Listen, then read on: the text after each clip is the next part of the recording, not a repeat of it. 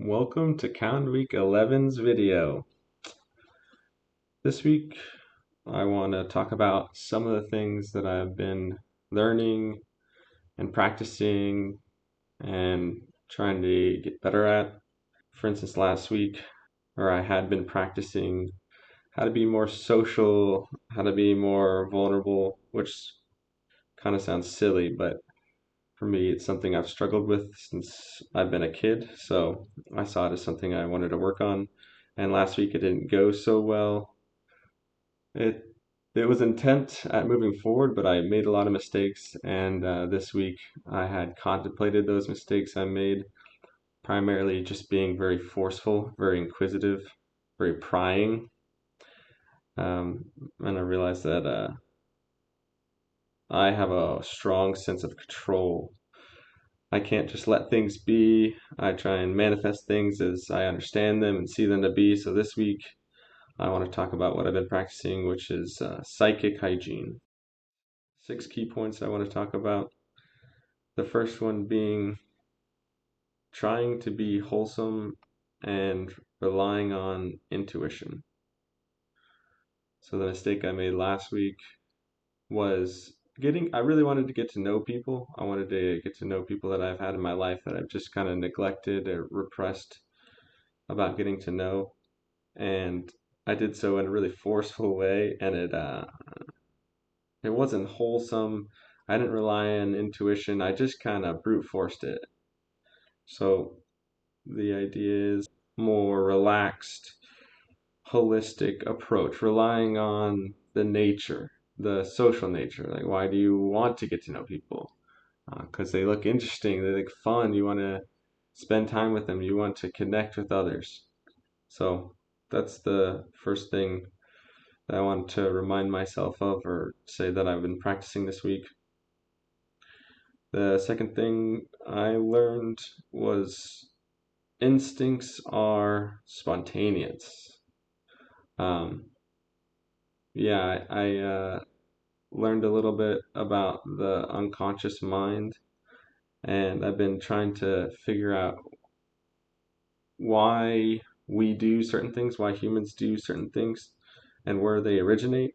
And a lot of things that I've been curious about happen spontaneously or are related to instincts, like why we have instincts, where they come from, why they're useful. Because to me, I find uh, understanding my instincts very helpful. I feel very connected with myself. I feel connected with other people. So it's more of just a reminder that instincts are the examples of living. When you're reminded that you're hungry, you can feel connected to yourself and feel wholesome and connected to your body because you have the sensation of hunger. Where does that come from? And then you can go down that rabbit hole of trying to answer that question for yourself. So that's been a good practice that I've been doing this week. The third thing that I have been figuring out this week is the term personalities. Personalities. It seems so benign, so commonplace, so apparent, so easy to understand, but I kind of thought about it in a new light this week. Um, I would define it as the characteristics of an individual person, the smallest finite aspects of an individual person, the things that make you tick. So at the beginning of the video, I said I've been struggling with being social and vulnerable for my whole life, and that would be an example of a personality. Maybe maybe it was hereditary, maybe it was environmental. I'm not entirely certain. I'm an introvert, basically. Yeah. Very roundabout way of saying that I'm an introvert. So the fourth thing I want to talk about would be going with the flow. Stop trying to control everything. Talked about last week failing a little bit with forcing interactions with others. This week has been an attempt to work on that, like a conscious, effortful attempt to go with the flow, to feel that natural instinct, to be spontaneous, to be wholesome, to stop trying to control everything. I find that in my married life, I get upset with Allie, I get upset with coworkers, I get upset with family, I get upset with other things, and I project this kind of anger, this unsatisfied displeasure, and I blame it on other people and I blame it on other things, but really it boils down to me really desiring to have control and not getting control. So to make myself more hygienic with my psyche is realizing that I'm trying to control too much. I'm not going with the flow. I'm not relying on instincts. So it's one thing I worked on and I want to continue to work on. The fifth thing I would say is something that I observed in others, but also really helps me think, which is when you have a problem or whenever you see something that upsets you, you kind of have this choice to determine likeness versus differentness. You can choose to see something that is different, or you can choose to see something that is like. You can empathize and sympathize with something that you see, or you can judge it and contrast it. I think there's a human tendency, or an inclination, or an instinctual innate hereditary thing that makes us want to contrast and to judge. I, I might speculate on where it comes from and what its usefulness is, but more than that, we can just say we do it more often than we empathize.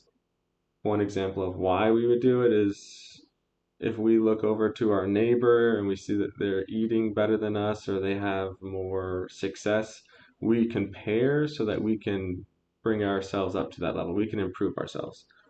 So it's less common for us to see our neighbor having something different than us and going, I wonder how they got that. Let me empathize. Let me see how we're alike. So we're more prone to be judgmental. We're more prone to be indignant and angry. But I would encourage myself to try and be empathetic, try not to control things. The sixth thing that I learned just this morning was a precept from a book that I like. It's discuss the problem with nature. I would kind of describe that as look for the simple and naturalistic examples in life.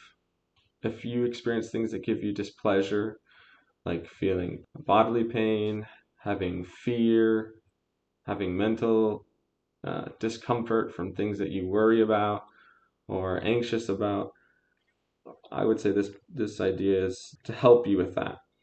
Discuss the problem with nature. Look to the examples that you see. Contemplate your problem with yourself. Look within. Dig deep. Anyway, these are mental thoughts flowing through my head this week, the kind of lessons that I learned over the last 7 days, the techniques and practices that I've been focusing on. I thought this would be more closely related with the structure of my video making if I'm focusing on individuation, and I've been trying to videotape my consistent effort on a daily basis, and you get to see how I am during my morning workouts and my lunch runs. Then it also makes sense to kind of give you some of the things I think about throughout my morning workouts and my lunch runs. I can't remember everything that goes through my head, but this is a better attempt than me just kind of blaring on about a topic that I thought of 5 minutes before recording the video.